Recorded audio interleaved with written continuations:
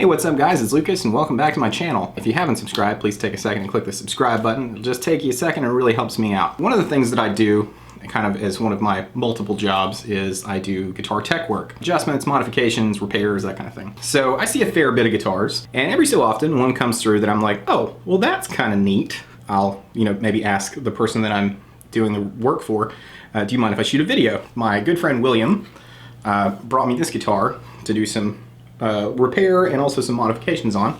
So this is an ESP guitar. It's an ESP Maverick. I'm not entirely sure whether this is made in Japan or America or what, but anyway, it's a good guitar. I think the body is made of maple, maybe. It could be ash or basswood.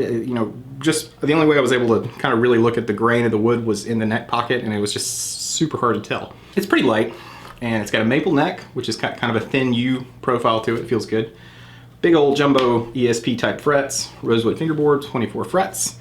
It has a double locking tremolo, which I believe is a Sinclair. It's branded by ESP, but something like that. It's Floyd-ish, but it's not the same as a Floyd, but it works fine. He brought me this guitar because he was having some trouble getting it to stay in tune, which of course with the double locking tremolo you should not have. And also he wanted to replace the pickups with some Seymour Duncans, so I was happy to oblige. Let me just give you kind of a quick rundown of what I've done with the guitar. The reason the guitar wasn't staying in tune, I discovered, is because the studs that the bridge posts sit in were loose. So when you would push down on the bar or pull up on the bar, those studs might kind of come up just a little bit or go back down, and that is just enough to knock the guitar a little bit out of tune. Pulled the posts out and I put just a couple of drops of glue on the sides of them, pushed them back down in there, let them sit, and now we're golden. And then he wanted some new pickups in it. He had some Seymour Duncans. He had a Pearly Gates and a Little 59 pickup, so I pulled the, I don't know if they were stock pickups or something else, but I pulled the pickups that were in here out. Pots that were in this were a little bit suspect, so I went ahead and replaced the pots, and I also added a push-pull pot on the tone knob for coil splitting action. Other mods include, I put a treble bleed cap. 50 style wiring definitely has a similar effect, but for me, every time I compare it to like a treble bleed cap mod, I just prefer that. I got really accustomed to playing PRS guitars, and they have those 180 picofarad caps on them, and it just kind of rolls the guitar in a really, really nice way when you roll the volume off, and it's just something I've gotten accustomed to. So I generally like to do that. I put that on the volume control. Let's check out kind of what it sounds like. It's a pretty ripping guitar. Now you have to forgive me. William wanted this guitar set up with 10s, a half step down. I generally now play with either 11s or 12s in standard most of the time, so this feels real slinky to me. And so I might overbend or something. I'm not entirely comfortable with this setup. This is not my setup, but I'll do my best.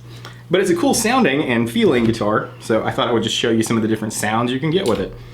So this is the bridge pickup, the Pearly Gates, on just kind of a Marshall drive sound.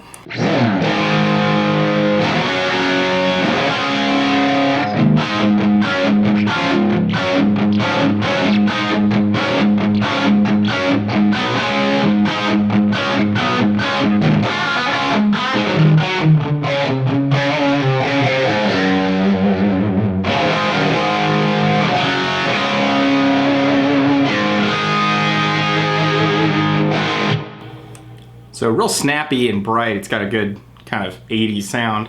And if I pull the tone pot up, and then we've got the Pearly Gate split.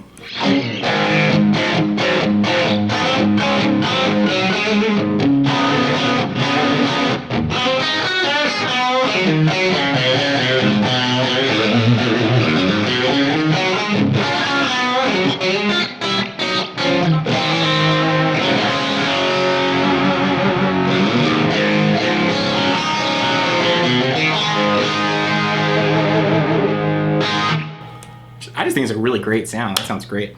This is the neck pickup, which is a Little 59 humbucker in a single coil size.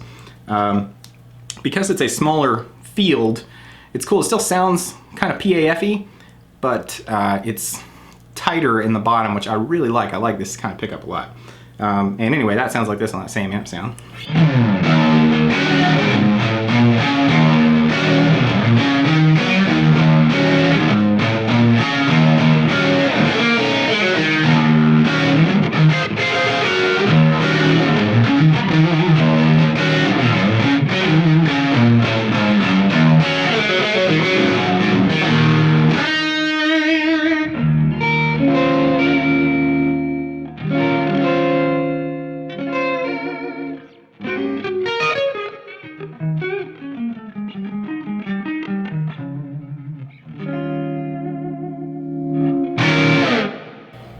So you notice there when I roll the volume down, it stayed nice and bright. That's that treble bleed doing its work. Here's that same pickup, but if I split it, now it sounds like this.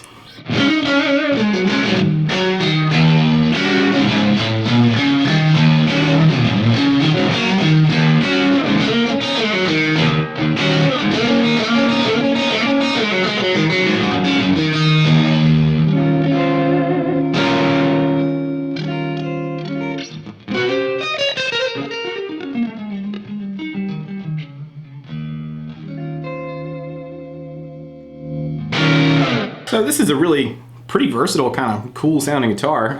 I'll put it on kind of a lead patch here, which is that same amp sound, but with overdrive in front of it and some stereo delay. And do my best to play some kind of 80s shreddy type licks. I'm trying, I'm a little out of practice.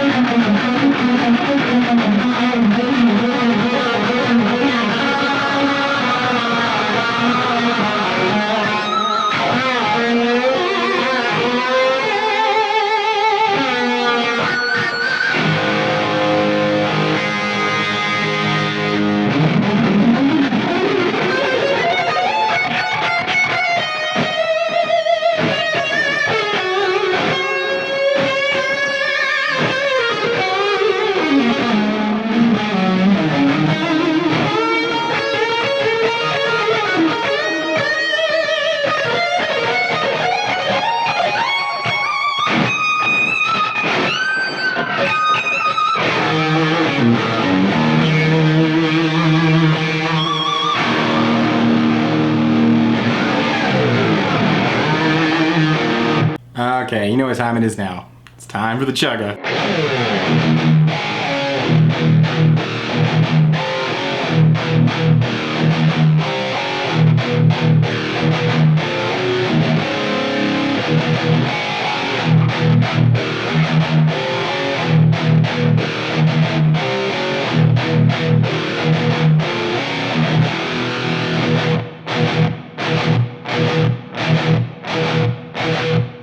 Vintage chug.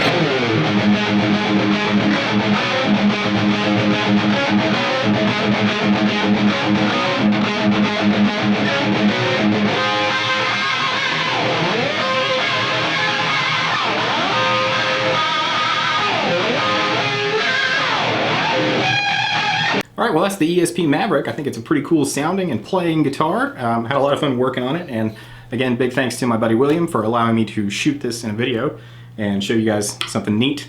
So if you come across one of these somewhere, check it out. It's a really neat guitar, and it's got a cool 80s vibe about it and high quality stuff. Anyway, until next time, I've been Lucas. I will catch you later.